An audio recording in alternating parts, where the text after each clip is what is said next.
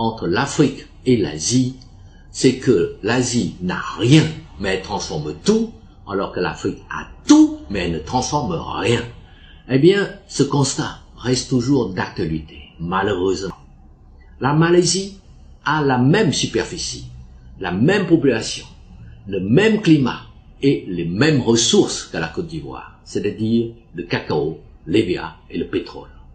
Et son premier ministre, le docteur Mahathir, surnommé Dr M ou Dr Miracle, a fait de la transformation son credo, sa priorité.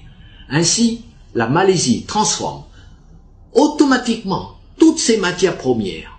Par exemple, elle transforme son EVA en pneus de voiture, en préservatifs, en gants en caoutchouc.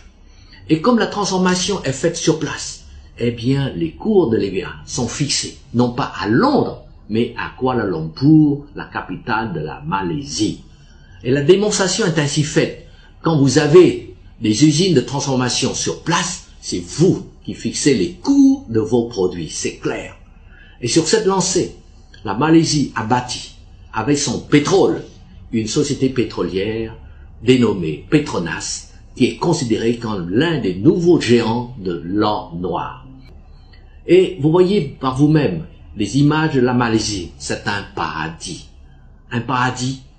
qui a permis à la Malaisie d'attirer 12 millions de touristes en 2004 et qui lui a rapporté 6 000 milliards de recettes en devises, soit 4 fois le budget national de la Côte d'Ivoire.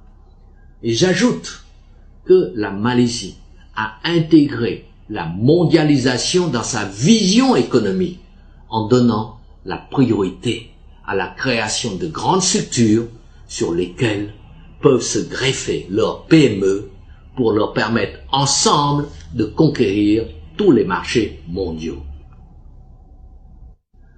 Comme les autres dragons, la Malaisie sait que sans les grandes structures, aucune PME ne peut conquérir à elle seule les marchés mondiaux. Et cette politique économique est un tel succès que les Malaisiens ont pleuré lorsque le docteur Mahathir a décidé de lui-même de démissionner en 2004. Voilà l'exemple d'un pays semblable à la Côte d'Ivoire, la Malaisie, qui a réussi à gagner sa bataille contre le sous-développement et contre la misère, et même à utiliser la mondialisation à son profit. Et tout cela grâce à sa politique de la transformation sur place de ses produits.